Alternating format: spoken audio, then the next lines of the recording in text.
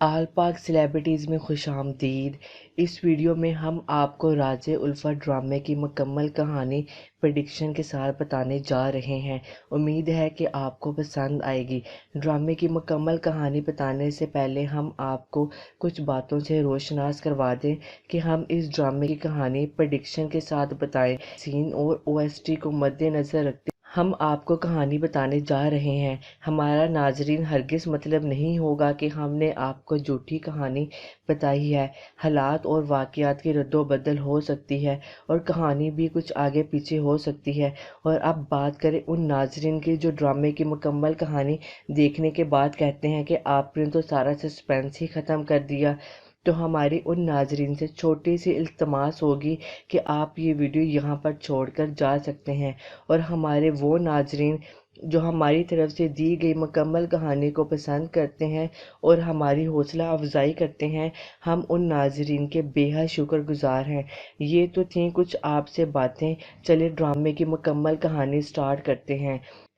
ڈرامے میں آپ افتخار صاحب کی فیملی کو دیکھ رہے ہیں۔ پہلی قسط میں دکھایا گیا کہ ایک اصول پسند باپ ہے، ٹائم کا پابند اور اپنی بیٹیوں کو زمانے کی سردی گرمی سے بچانے والا۔ ایک اہم بات ہم یہاں پر ضرور کہیں گے کہ والدین کو سختی کرنی چاہیے، لیکن دونوں کو نہیں۔ اگر باپ سختی کر رہا ہے تو ماں کو دوست بن جانا چاہیے، اگر ماں سختی کر رہی ہے تو باپ کو دوست بن جانا چاہیے، تبھی اولاد ایک بہتر انسان بن سکتی ہے۔ بچوں کی مثال ایک خالی شیشے جیسی ہے، زیادہ گرم ڈالو گے تو ٹوٹ جائے گی۔ یہاں پر افتخار صاحب کا رویہ اپنی دونوں بیٹیوں مشک اور عنبر کے ساتھ بہت ہی زیادہ سخت ہے، اور اس کے علاوہ ان کا اپنے بیوی پر بھی بہت زیادہ رعب ہے۔ لیکن باپ کو اتنا سخت مزاج نہیں ہونا چاہیے کہ اولاد باغی ہو جائے، بچوں پر کنٹرول رکھنا چاہیے، لیکن ایک حد تک۔ دوسری طرف اس کے اپوزٹ فیملی صاحبہ خان کی ہے، جو آزاد خیال امیر ترین والدین کی اکلوتی بیٹی ہے، جس کے باپ نے اسے اتنی ڈیل دی ہوئی ہے کہ وہ جس کے ساتھ مرضی گھومتی پھرتی موویز دیکھتی ہے، اور جب اس کے والدین اس سے سوال کرتے ہیں تو وہ ان سے ناراض ہو جاتی ہے کہ آپ لوگوں کا مسئلہ کیا ہے، میں چھوٹی بچی ہوں جو آپ لوگوں کو بتا کے آیا جایا کرے، میری اپنی زندگی ہے، مجھے انجوائے کرنے دے۔ اس کے والدین اسے طوفان کی زد سے بچانا چاہتے ہیں، لیکن صاحبہ کے لیے اب سب کچھ ایڈونچر ہے۔ ڈرامے میں آپ نے دیکھا کہ مشک جب یونیورسٹی جانا شروع کر دیتی ہے تو اس کے والد اس کو سمجھاتے ہیں کہ کچھ ایسا نہ کرنا جس سے ہماری عزت پر حرف آئے، اور تمہاری ماں نے تمہاری سفارش کی تھی۔ مشک اپنے بابا سے وعدہ کرتی ہے کہ وہ ایسا کوئی کام نہیں کرے گی کہ ان کی عزت پر حرف آئے، لیکن جو پرندہ پنجرے سے نکل جاتا ہے پھر اسے نہیں پتا ہوتا کہ وہ کون سی ڈال پر جا کر بیٹھتا ہے۔ مشک یونیورسٹی جا کر اپنی باپ کی بتائی ہوئی باتوں کو سائڈ پر رکھنا شروع کر دیتی ہے۔ سب سے پہلے صاحبہ جیسی لڑکی سے دوستی، مشک اور صاحبہ کی دوستی عروج پر چلی جاتی ہے۔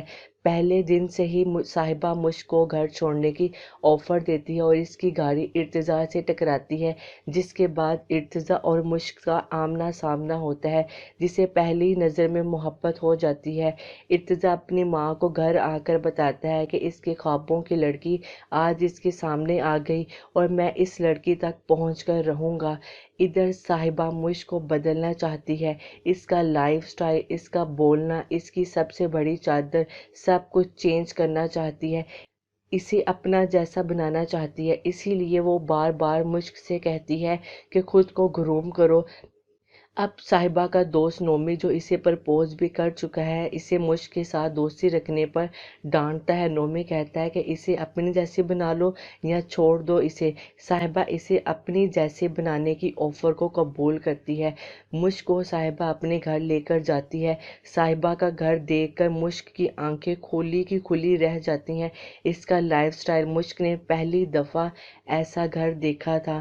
مشک آہستہ آہستہ صاحبہ کی باتوں میں رنگتی جا رہی ہے۔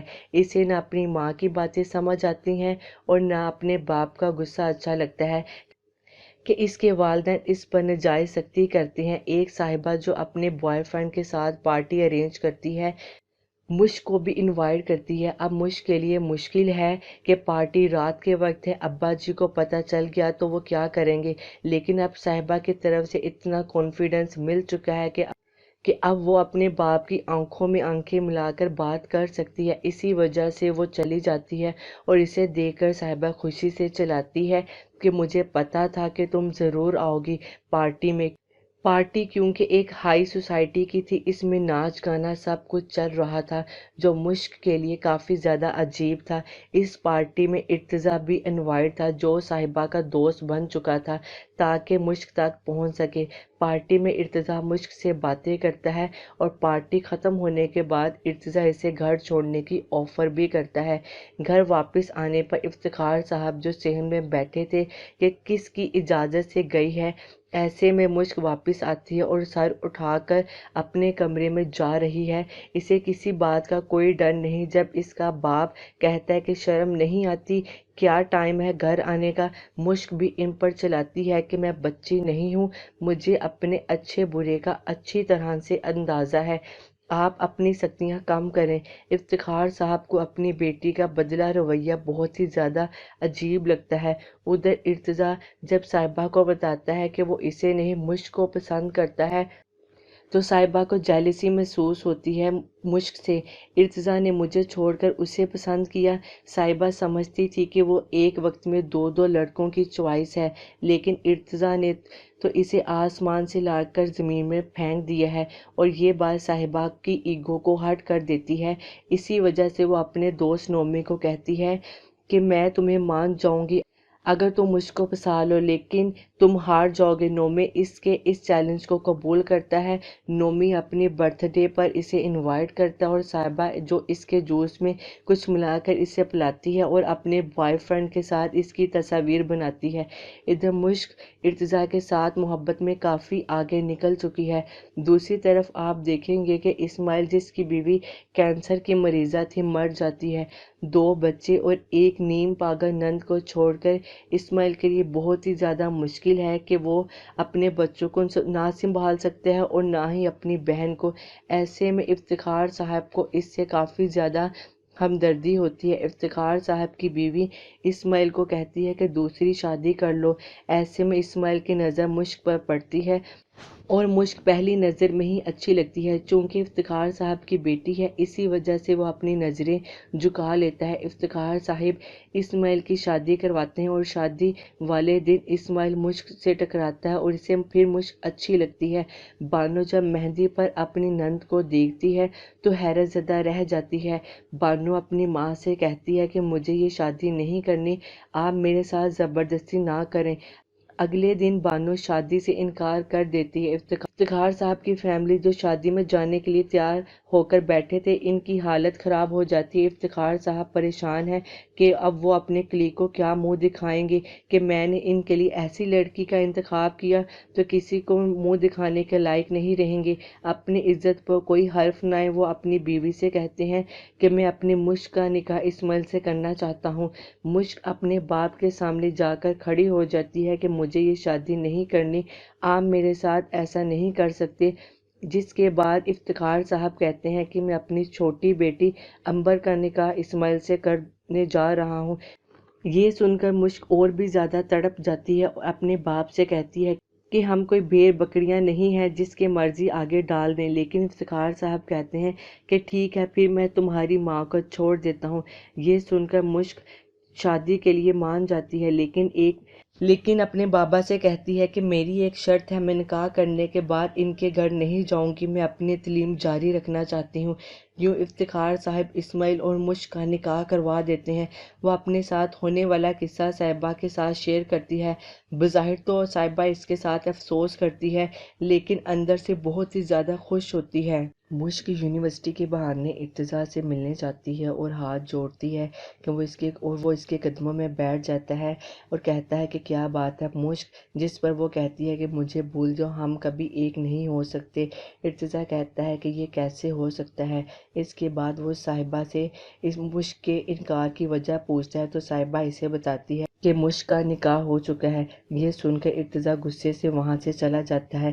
اسماعیل کی بہن کو کوئی قتل کر دیتا ہے اور اس کے بعد افتخار صاحب مشک کی رخصتی کر دیتے ہیں اور دوسری طرف صاحبہ اور ارتضیٰ کی شادی ہو جاتی ہے۔